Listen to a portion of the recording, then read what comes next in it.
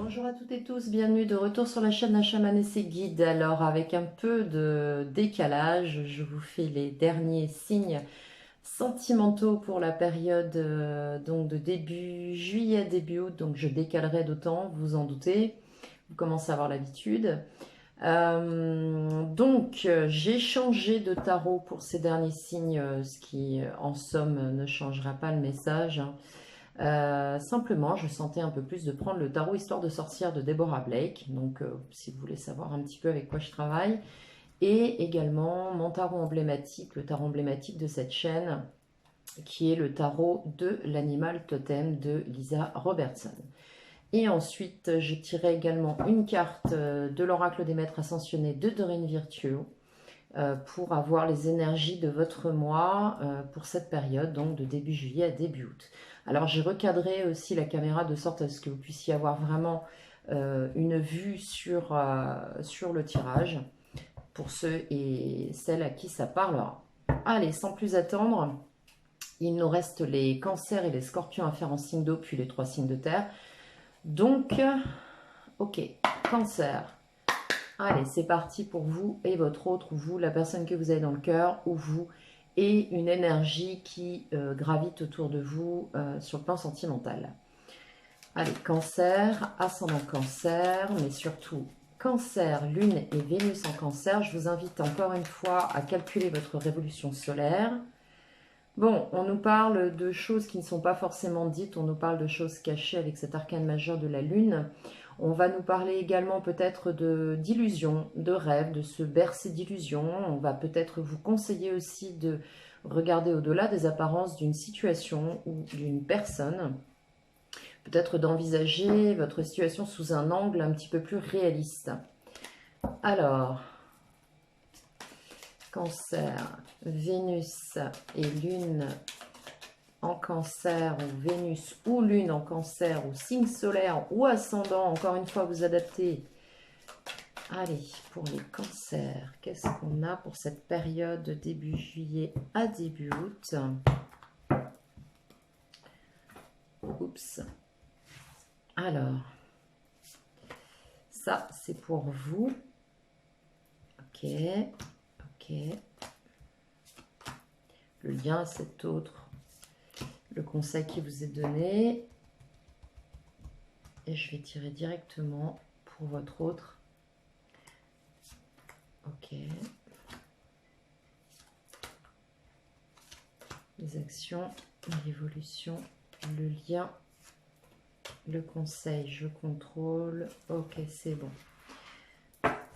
Bien, bien, bien. Ensuite, nous allons prendre la situation de départ avec le tarot de l'animal totem, donc d'où vous venez dans ce lien, dans cette situation. Peut-être un lien qui n'est pas encore concrétisé, peut-être une personne qui est dans votre environnement déjà, avec qui vous vivez, peut-être quelqu'un que vous avez dans le cœur, qui l'ignore encore. Alors, ok, roi de coupe, cavalier de coupe, 2 de coupe, oula, et valet de coupe. Eh bien, dis donc, on a une suite de couples, hein, et un 2 de bâton. Bon, il y en a qui sont encore dans des choix par rapport à un prétendant, une prétendante. Quelqu'un avec qui il y a beaucoup de sentiments. Ouais, il y a une transformation totale. Ça vous invite à une transformation totale. Peut-être que ça vous fait peur. Allez, cancer, situation de départ avec cet autre. On a quoi? Situation de départ, et on tirera également 2 cartes pour voir l'évolution et l'issue. Ok, le départ, la clôture sur cette période. Voici. Alors, je vais poser ici. Alors, vous, Annie Cancer, qu'est-ce qu'on a? Cancer, signe très très émotionnel, très réceptif aussi. Très famille aussi. Alors, famille au sens large. Bien. Le départ, l'arrivée. Allez, quel... Ok, merci pour vous. Oh, ça c'est joli. La flamme sœur avec Angus. Donc on lira ça tout à l'heure. Je la poserai tout à l'heure pour éviter de masquer le jeu. Avec quoi vous arrivez les cancers dans cette période? Et ben voilà, on retombe dessus, un 2 de coupe. Donc ce tirage va parler, je pense, à ceux qui ont rencontré leur autre ou qui sont déjà dans une relation ou qui ont quelqu'un dans le cœur avec qui il y a vraiment une énergie, des sentiments avérés. On nous parle de guérison grâce à une relation, on nous parle de guérison, de restabilisation, de rééquilibrage. On nous parle d'une guérison multiplan, multifactorielle pour vous les cancers.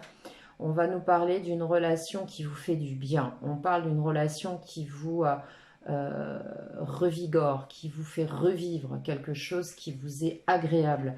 Avec un 2 de coupe, on va nous parler aussi de complémentarité. On va nous parler d'une personne avec qui ça fonctionne, avec qui on arrive à tout à fait s'imbriquer dans nos différences. Alors, vous êtes dans une situation où il y a, alors je vais pivoter ça un peu, voilà, où il y a possiblement des conflits. On a des conflits ou des prises de tête au sujet d'une situation, là, sur cette période, les cancers. Alors, une prise de tête par rapport à une situation, possiblement une relation, on nous parle de sentiments d'affectif, ça peut être aussi en lien à un enfant, hein, soyons clairs. En face de vous, quelle est l'énergie? Ouais, on a une personne qui s'est sentie trahie en face. On a une personne qui s'est sentie trahie, qui est en souffrance, qui possiblement, avec qui vous avez des conflits, parce qu'on parle d'une situation présente, peut-être que ça dure depuis un petit moment, avec qui vous avez des conflits. Et on nous parle là d'une personne qui a quitté cette zone de conflit, en fait, qui a quitté cette zone conflictuelle, qui est sortie de tout ça. D'où vous venez? Ok, vous venez en fait d'une démarche très impliquée, très investie, très passionnée, peut-être un petit peu trop fort. Peut-être, c'est ce que je ressens, peut-être que vous êtes dans une situation où vous êtes allé un peu trop fort, trop loin, trop vite, et peut-être que cette personne, du coup, vous l'avez fait fuir parce que peut-être que vous ne lui avez pas laissé le temps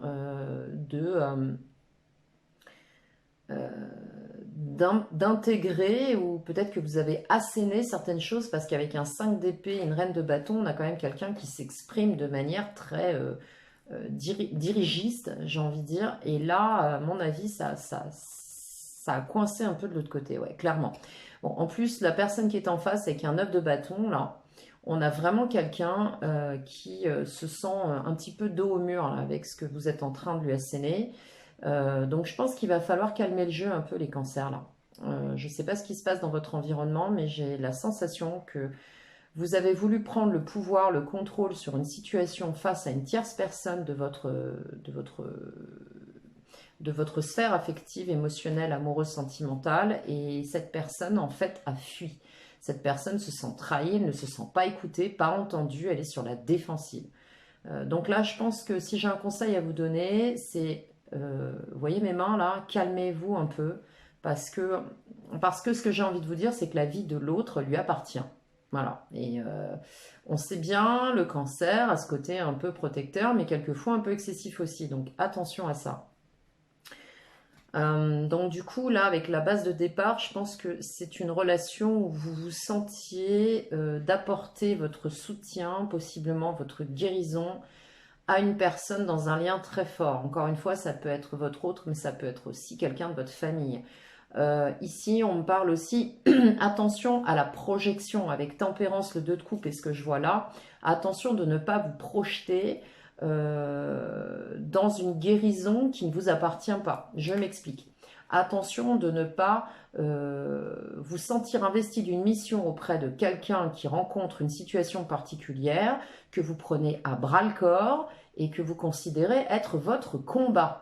Ok, je crois que c'était le mois dernier, je vous avais dit ne vous trompez pas de combat. Je crois qu'on est encore là-dedans, là, sur cette période.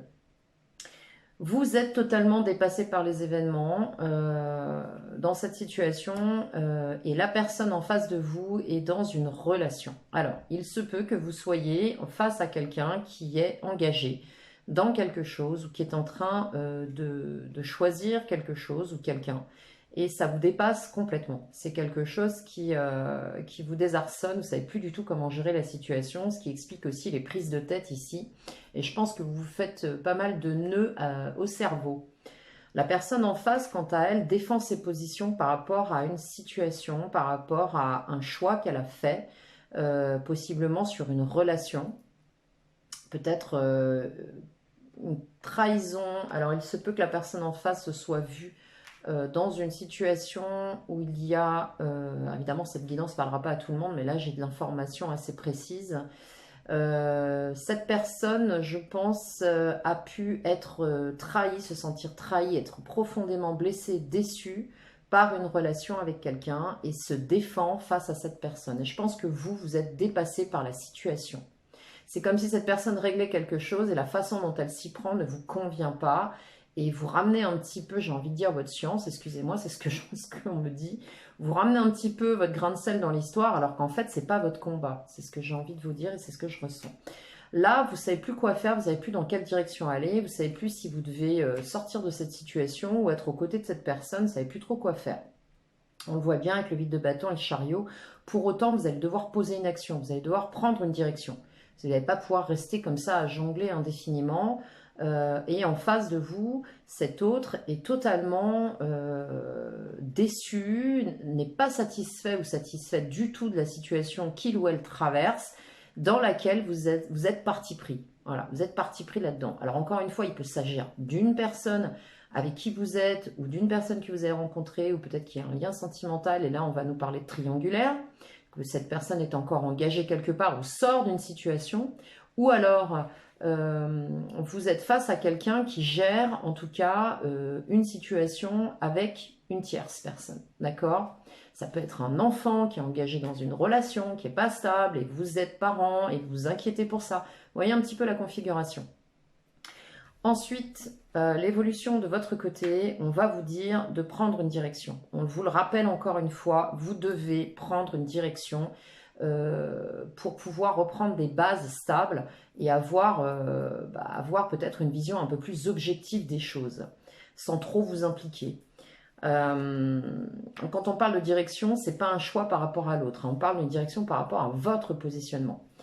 En face, vous avez une personne, bon, il y a beaucoup de conflits, hein. Je le vois bien, ici, là et là, on a énormément plus cette personne en protection, on a beaucoup de conflits.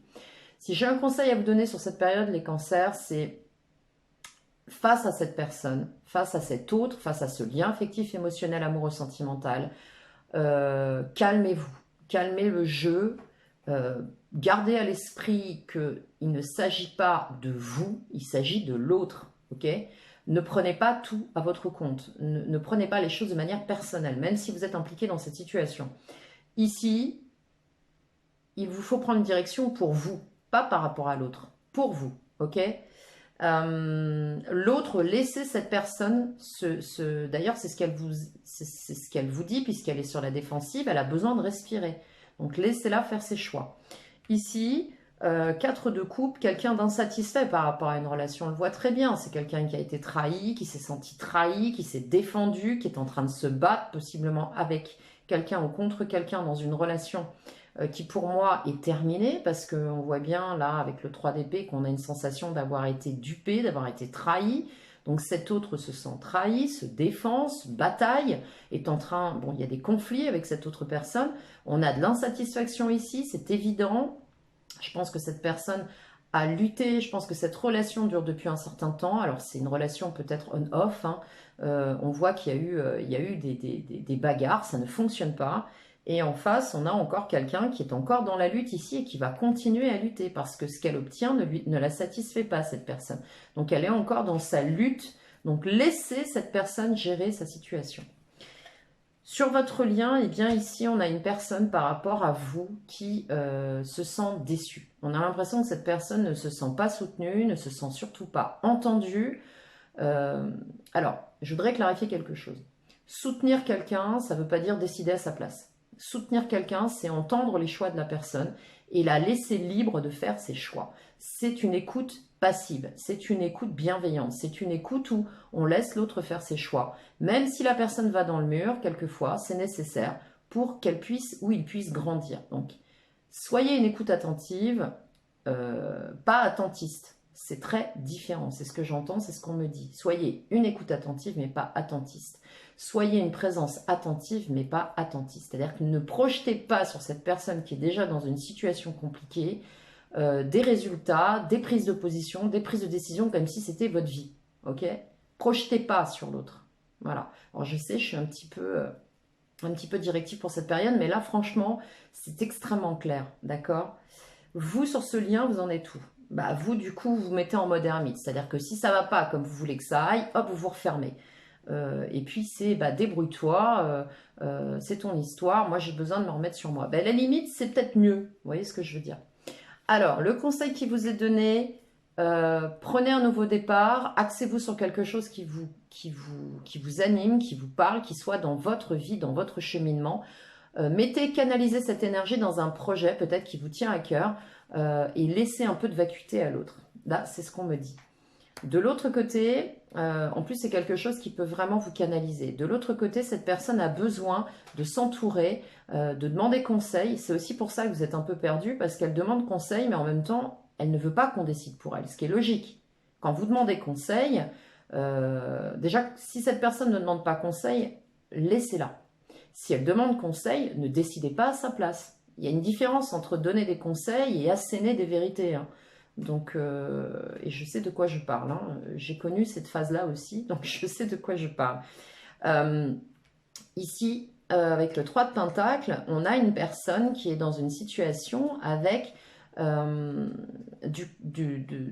des possibilités d'entraide autour d'elle. Donc, c'est quelqu'un qui met des choses en place, à qui il est conseillé d'aller demander de l'aide, de l'information pour justement gérer ce conflit dans cette relation. Comment vous sortez tous les deux en fin de mois? Bah, vous allez sortir encore avec beaucoup de stress, hein. Vous rentrez avec du stress, vous sortez avec du stress ici avec le 9 d'épée. Je pense que vous allez sortir encore avec beaucoup de questionnements, de préoccupations, d'inquiétude pour l'autre. Et cet autre est en phase de renaissance. Et je pense que le fait que cette situation bouge à ce point vous préoccupe fortement. Ouais, je pense que il va falloir que vous lâchiez un petit peu du lest là, les cancers, hein. C'est ce qu'on nous dit avec le page de Pentacle. Lâchez un petit peu de lest. Je vais reprendre un conseil pour vous. Je pense que ce ne sera pas superflu vu les énergies. Alors, un conseil supplémentaire pour les cancers, s'il vous plaît. Parce que cette personne, malgré tout, elle bataille, elle sait quel est son combat. Donc, laissez-la un petit peu faire ce qu'elle a envie de faire. Ouais. Prenez un nouveau départ par rapport à quelque chose qui est beaucoup trop lourd pour vous. Donnez de l'amour à cette personne. Donnez-lui beaucoup d'amour. Soyez présent, mais pas ingérant. Voilà, c'est ce que j'ai envie de vous dire. Soyez présent, présente, mais pas ingérant. Parce qu'on voit bien qu'ici, c'est trop lourd pour vous, là. Avec le 10 d'épée, vous n'en pouvez plus. Et comme vous n'en pouvez plus parce que vous prenez trop les choses à cœur, et bien du coup, vous vous retrouvez dans un état de stress qui n'est absolument bon pour personne. Ni pour vous, ni pour cet autre. Ok ? Cette autre personne, elle sort de cette période avec une possibilité de renaissance. Elle est en train de reprendre les rênes de sa vie en main sous un aspect différent. Elle va sortir grandie de cette situation. Donc laissez-lui l'opportunité d'évoluer. Allez, maintenant on va aller voir la carte conseil avec Angus. J'espère que vous voyez cette carte. Voilà, faire un petit peu de place. Ouais. Avec Angus, voir un petit peu ce qu'il vous dit. Donc, je crois que c'est Flamme Sœur, hein, son message. Ouais, c'est ça. Flamme Sœur. On va voir ce qu'il nous dit. Alors, Flamme Sœur. Cette carte annonce une relation avec une flamme sœur et s'il n'existe pas d'amour romantique plus profond que celui-là, ce type de relation arrive à ceux qui écoutent leur guide intérieur. Vous voyez, on vous le dit encore. Si vous pouvez très bien avoir une relation, alors on dit flamme sœur, moi je dirais plutôt âme sœur, mais si vous êtes dans une relation âme sœur avec quelqu'un de votre famille, c'est pas, ne soyez pas dans cette forme de despotisme ou de possessivité, hein. Personne n'appartient à personne, soyons clairs. Ce type de relation arrive à ceux qui écoutent leur guide intérieur. Écoutez bien ça. Intègrent des leçons de croissance personnelle et savent attendre le moment prévu dans le plan divin. Lorsque deux flammes sœurs se rencontrent, tout dans leur vie atteint des sommets de clarté et d'amour insurpassés. Si vous arrivez à communiquer avec cette autre personne, que ce soit votre hôte, votre partenaire de vie ou quelqu'un qui est dans votre famille, un enfant ou autre, ça peut très bien fonctionner. Mais il va falloir vraiment être à l'écoute. Euh, Ouvrez votre cœur, restez confiant et laissez-vous guider vers la manifestation de vos prières. Donc faites confiance à cette personne, d'accord? Faites confiance à sa capacité d'objectivité, de clarté. Et encore une fois, ce n'est pas votre combat. Voilà. Voilà les cancers, j'espère que cette guidance vous aura parlé, j'espère qu'elle vous aura donné un maximum d'informations. N'hésitez pas à liker cette vidéo si elle vous a plu, abonnez-vous si ce n'est déjà fait. Pour une consultation privée, c'est en barre de description, mon adresse email apparaît en dessous. N'hésitez pas, je réponds assez rapidement. Je vous dis à très bientôt.